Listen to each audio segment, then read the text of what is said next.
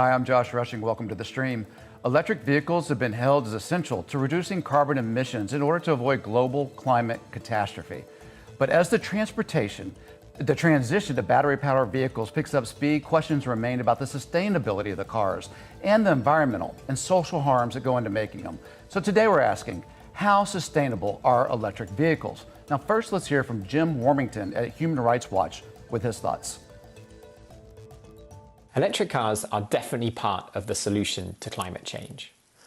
But building electric cars means we need raw materials, things like cobalt, lithium, aluminium, and steel. And getting those materials out of the ground through mining is often really damaging to the environment and to human rights. So as we transform the car industry, we've also got to transform the mining industry, transform the way we source raw materials. That means doing a lot more recycling, but it also means treating the ecosystems and communities where these vital raw materials are found with the respect that those communities and ecosystems deserve. Joining us to discuss, Alyssa Kendall, Professor of Civil and Environmental Engineering at the University of California, Davis. In Oslo, Christina Bu, Secretary General of the Norwegian EV Association. And with us from London, Henry Sanderson, author of Volt Rush, The Winners and Losers in the Race to Go Green. And of course, we want you to join this conversation as well. So see that box over there? We have a live producer waiting to get your comments to me so I can get them to our guest. So how about we do this thing together, right? All right, Henry, I want to begin with you. Can you set us up here with, one, why it's important to transition to EVs? Let's just begin with that. Why is it important right now to transition to EVs? Yeah, so to reduce carbon emissions and limit the damage from climate change, we need to decarbonize pretty much every sector. And transportation is one of those key sectors which accounts for around 15, 16% of global carbon emissions. And as the IPCC said this week, we have a window of opportunity. We need to move fast.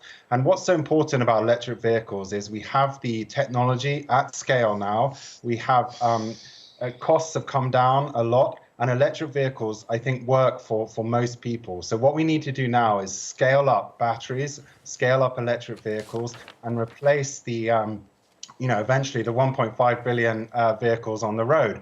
But it is a massive task ahead of us. But the good news is we have the technology at scale and the costs have come down significantly. And considering the environmental news this week, the IPCC report came out saying that we've got about 10 years left before it may be too late to stop what's coming. This transition needs to happen fast. We turn to Norway, where I think 80% of new car sales there are EVs. Compare that to the US, where, and it's going fast here, but we're only up to about 5% of new car sales are EVs. So my question for you, Christina, is how does a society transition quickly enough? Because I imagine there are all sorts of effects that happen when you shift that quickly. Yeah, and just to make sure we talk about the same thing, EVs, 80% EVs doesn't include plug-in hybrids. It's fully electric cars. So that was last year, and now we're actually above that as well so far this year. So wow. What Norway has done is really simple. It's possible to copy for pretty much every country. Is all about green taxes. So it's about taxing petrol and diesel engine cars on the sale of the car, and then not tax EVs, because EVs are still more expensive to manufacture, and therefore consumers most places can't afford them. And in Norway, we've managed to make the price more or less equal, and that has resulted in an amazing development. The last 10 years, we moved from a 3% market share to above 80. Wow. We have some video comments from people in our community that sent them in on this. This is from David Reichmuth. He's a senior engineer at Union of Concerned Scientists. Here, listen to this. Transportation is the largest cause of heat-trapping emissions in the United States, and passenger vehicles are the single largest source within that sector. Switching from gasoline and diesel cars and trucks to electric vehicles means no tailpipe emissions that are harmful to human health and fuel climate change. Even when considering manufacturing, electric vehicles are responsible for less than half the lifetime global warming emissions of similar gasoline vehicles. So switching to electric vehicles as soon as possible is critical to avoiding the worst impacts of climate change. So, Alyssa, after a century of being on fossil fuels for cars, it seems like we hopefully have learned some lessons maybe about the way not to do this. And this is a chance to kind of start over anew. What are some things that we should be looking for here for the way that this industry is going to change the automobile industry in the coming years? Yeah, that's a great question. So, I mean, I think what we've seen is that the world is asking that we don't undertake this transition, moving away from internal combustion engine vehicles to battery-powered vehicles without improving our history of the communities that are affected by the production of vehicles, and in particular the battery for electric vehicles, and asking that we do better. And I think we're seeing movement in many parts of the world, but particularly in Europe, to really push for different rules for how we make batteries and make sure that some of the human rights violations and environmental disasters that may occur, that really we prevent that. So I think that we are looking to make this transition sort of to avoid the mistakes of the last 100 years as we undertake this transition. The other thing to point out, of course, is that we need to decarbonize our electricity grids along with vehicle electrification. And if we couple those together, that's where we get those really deep reductions in greenhouse gas emissions and other pollutants. So this is a two-pronged effort: electrify the fleet and decarbonize the electricity grids. I want to bring in some comments off of YouTube, people who are watching this right now. This is from Jen Giordano, a Mystic Mentor, says, don't we need gas and oil to make EVs anyway? Henry, I'm going to bring that to you, but there's also a video comment that I want to bring in, because it's not just the lithium in the battery, it's other minerals as well, like cobalt, right, down in the Congo. Here, let's check out this video comment first. One of the most urgent ethical considerations regarding the manufacture of electric vehicles is the mining of cobalt. Cobalt is used in the battery packs of most electric vehicles, and about 3/4 of the world's supply of cobalt is mined in rather appalling conditions in the Democratic Republic of the Congo. Hundreds of thousands of people work in highly toxic, hazardous, and dangerous conditions to scrounge cobalt out of the ground and feed it up the chain to electric vehicle manufacturers. And big mining companies have destroyed the environment, clear-cut millions of trees, and dumped toxic effluents every day into the earth, air, and water in the Congo. So, Henry, I want you to talk about the problems with this kind of new extraction industry, but I'm going to just play one more video for you as perhaps one of the solutions. I'm not sure if you've seen this, but it's this kind of battery passport, and maybe we can talk about that as well. Check out this. The battery passport creates a digital twin of the battery that stores all information about the battery in the cloud. From where the minerals and metals of the battery are mined and refined, to where and how the cells of the battery are made, and where the cells are put together to form the battery that will go into the vehicle. The battery gets an ID number, a barcode, and other information which are sent to the digital twin in the cloud. The digital twin holds all the important information about that battery, and the battery passport platform holds all of the digital twins from all over the world.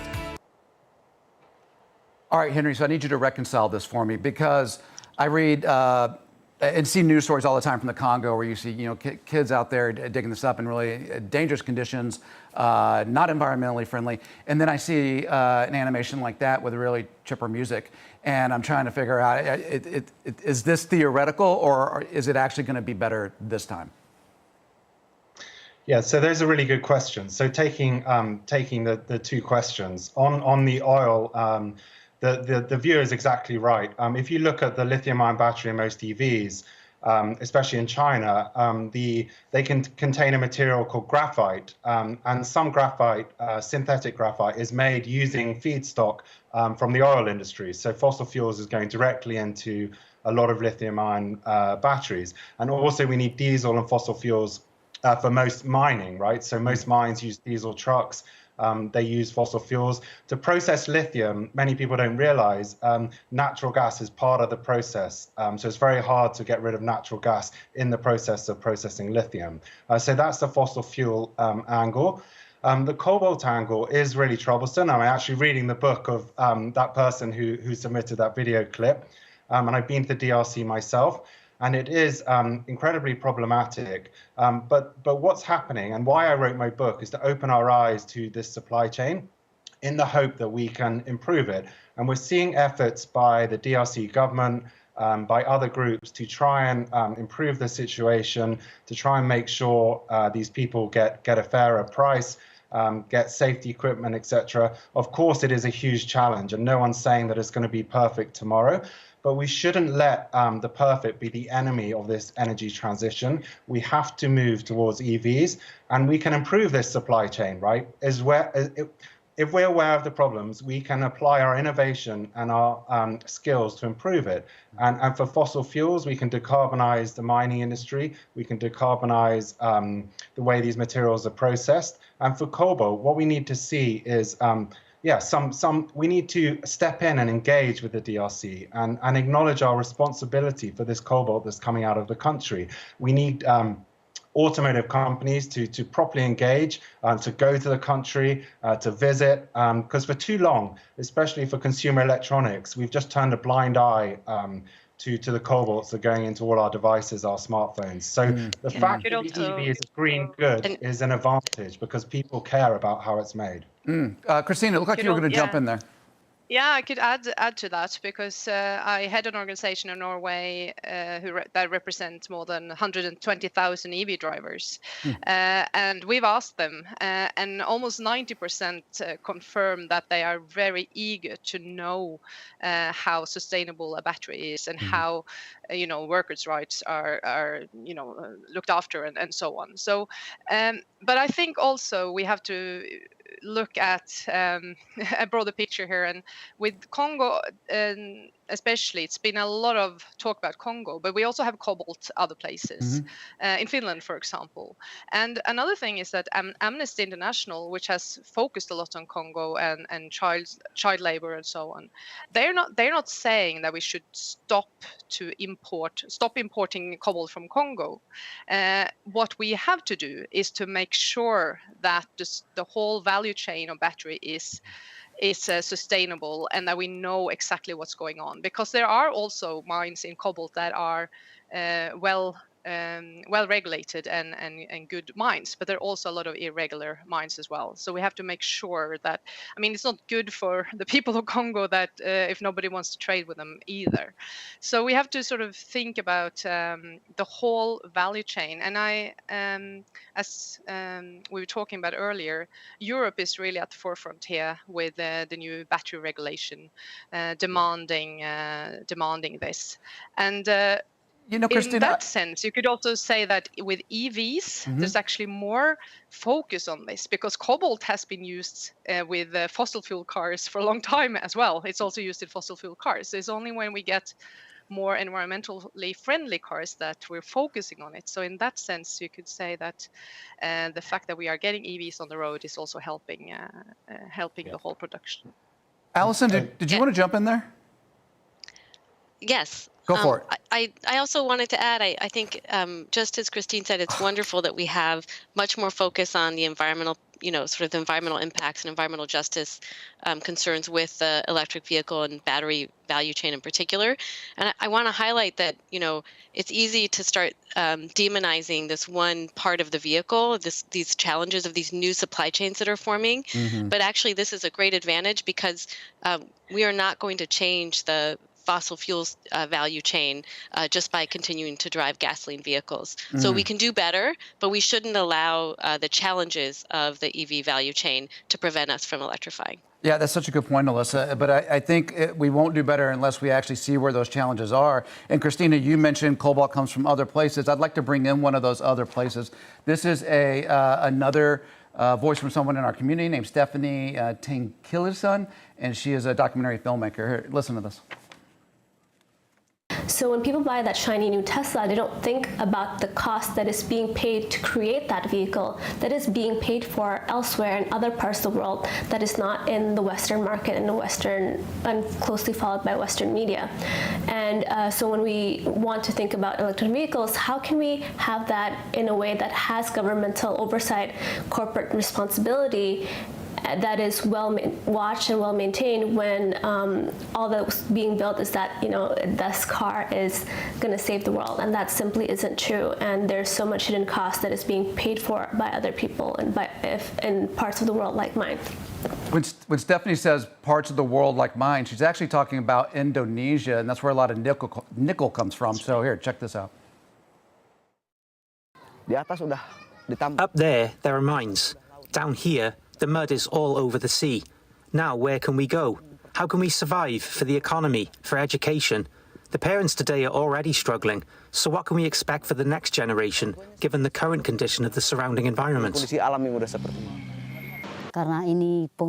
I couldn't believe all the clove trees had been cleared. I was shaking. It was our source of income. We were dreaming about sending my child to college. When we went up to find the trees were all gone, I was devastated. So, Alyssa, it seems like there's like an imbalance in the relationship with wealthy countries like the U.S. and Norway, great examples that need this stuff, but they're getting it from countries, as we mentioned, Congo and Indonesia. How do you correct that and make sure that they're doing it in an appropriate way? Yeah, that's a great question. There are so many burdens faced by lower and middle income countries in particular that are providing materials for electric vehicles and potentially taking used vehicles at end of life as well. And so they are likely to have a disproportionate burden associated with these vehicles and not have the climate and air quality benefits that richer nations are benefiting from. I do think there are huge challenges to this, but the work to put together, for example, the battery passport, so there can be accountability in the value chain, is extremely important. And again, Europe is leading the way on that. I also think the consumer demand for materials and for manufacturing practices that are more just is also really important as a driver for the industry to do better, and then also to have really explicit not just conversations, but policies in place to make sure that we don't have sort of a race to the bottom when it comes to sourcing of materials, but also disposal of batteries. And again, having a holistic approach to policy, the way that Europe is trying to do with its battery regulation, I think is a really good model and a good start. And places like the U.S., for example, need to start thinking about that, since we haven't really pursued a holistic policy. So, Henry, not just the production of it, but I'm going to bring in a voice from the YouTube audience who's watching right now named Bam Bam Mickey. It says, why are electric vehicles so expensive and when will they fix the planet? And part of that, what I'm wondering is when will we see these kind of vehicles be affordable enough that the global south will start to buy them? When will you see them driving all over Africa, Latin America, and how important is that? Yeah, sorry, was that a question for me? It was. So what we need to do. Yeah, so what we need to do, you're exactly right, is make electric vehicles super cheap so that markets like India, Southeast Asia, we mentioned Indonesia, can afford them, and also, let's be honest, Western markets as well. And the way to do that is there's another battery technology called lithium iron phosphate that Elon Musk is very big on, which has no nickel and no cobalt, and it's cheaper. It has lithium. But the fact is you don't get as much range as batteries with nickel and cobalt. So the question is, can consumers accept a lower range vehicle? And governments need to invest in charging infrastructure so that these cheaper vehicles could be charged easily. But this is definitely the route to penetrate, markets that need cheaper electric vehicles. And also, there's just another technology coming out called sodium ion, which just uses sodium, right, which is basically table salt. So that's a way to get cheaper electric vehicles. So I never rule out innovation, right?